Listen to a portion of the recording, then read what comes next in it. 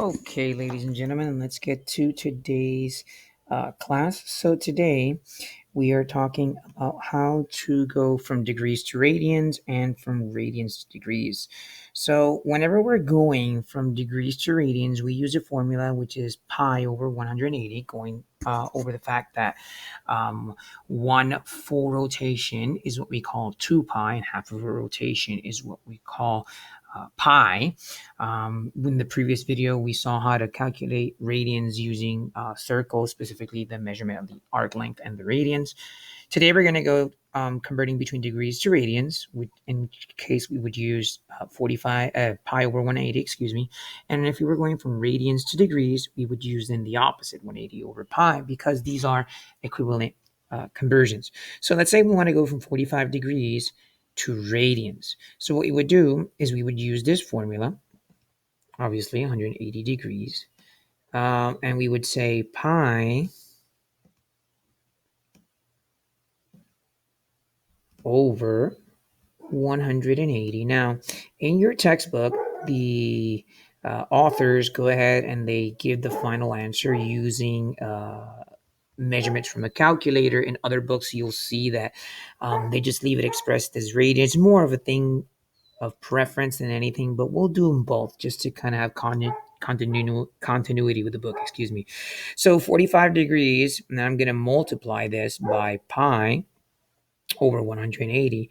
Now the symbols for degrees cancel out. So this degree symbol along with the 45 degree symbols cancel out. And then I just multiply as I would do any other fraction. So you would say 45 times pi is 45 pi. And 1 times 180 is 180. So now you have 45 pi over 180. What you can do is you can reduce this fraction. I reduce this fraction simply by dividing, in this case, by 45, because 45 would be my least common denominator. And then my answer would be pi over 4.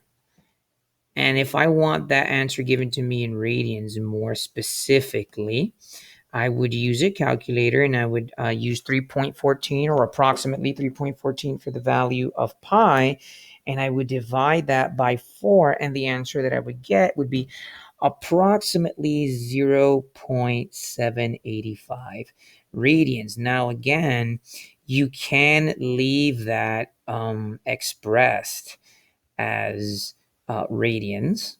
You can leave it expressed as radians. Or you can leave it, or you can look for the value of the calculator and leave it as RAD. Either way, it would be correct. So that would be one example, or one way to go from degrees to radians. If I had another angle, like let's say I had 472 degrees. So now instead of going to 45 degrees, I went ahead and I'm going to use 472 degrees. Okay, so let me go ahead and erase this. Since I'm going from degrees to radians, I continue to use this formula, which is pi over 180. But now I am going to say 472 degrees. So 472 degrees, I'm going to go from degrees to radians again. I use the same formula, pi over 180 degrees. The degrees symbol cancel out. And again, just like I would do when I multiply any other fraction,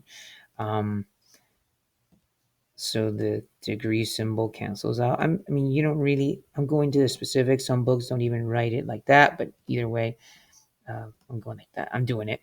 So basically 472 times pi is 472 pi.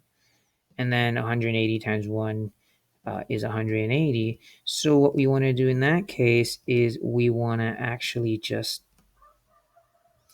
reduce the fraction again. So if I look for the least common denominator, you can, by using the factoring tree method, if I use the least common denominator, that would be 11 or 118 over 45. So the least common denominator here is 4. So you would divide 472 by 4. Likewise, you would do with 180.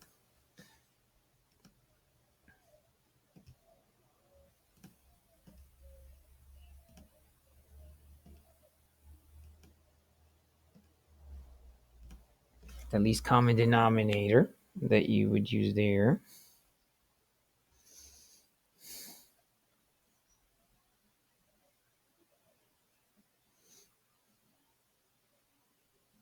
So you look for the least common denominator of 472, which would be 118, and you would get 118 pi, and 180 divided by 4 is 45. So we have 45. And then again, we use the calculator if we wanted to do that. So what we would do if we wanted to use our calculators is multiply 118 times the approximate value of pi, and then just divide that by 45, and your answer would be approximately 8.238. So approximately 8.238. And that's again, if you multiply 118 by the approximate value of pi, okay,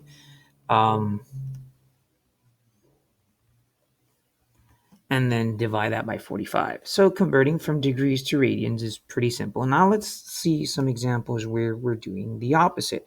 We're going from radians to degrees. So if I were to say to you, now we're going to be doing the opposite, let's take a look at two real quick examples, and then that would be the end for this video.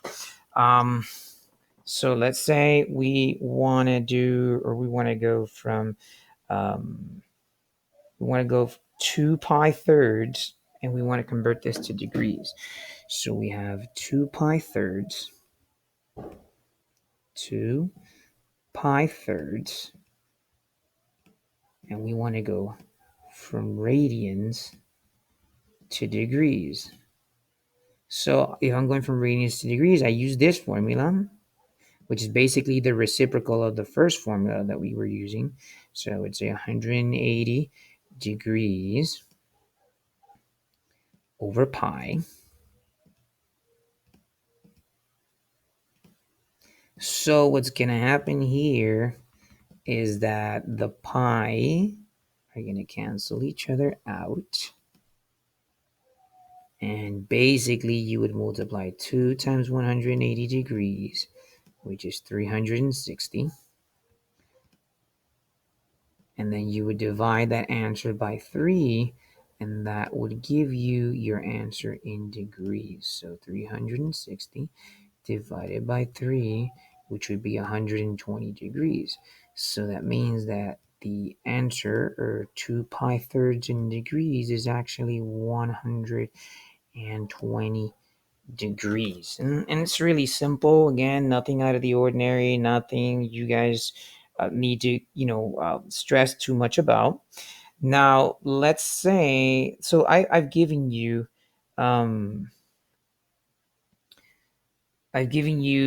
converting radians to degrees, and I gave you an answer that was expressed in terms of pi. But what if I gave you a number that was expressed as a whole number?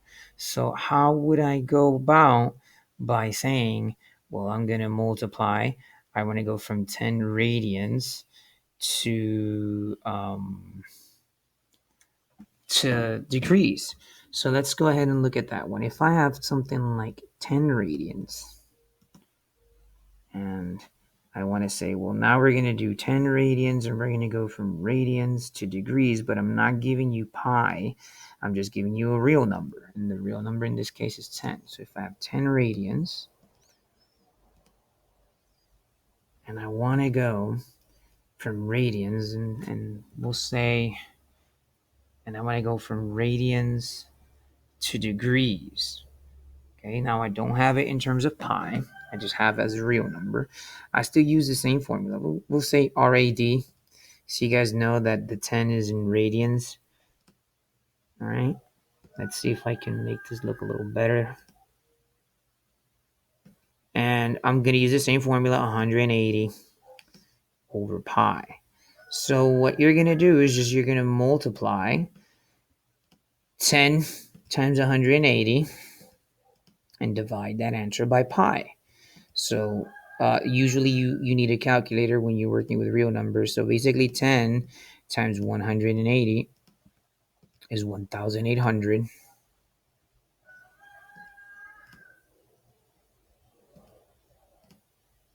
And you are going to divide that answer by pi, by the approximate value of pi, which would be 3.14. So again, 10 times 180 would be 1,800. And you're going to divide that by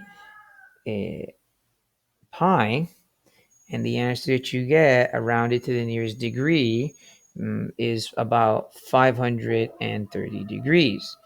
So we're always going to round this to the nearest degree.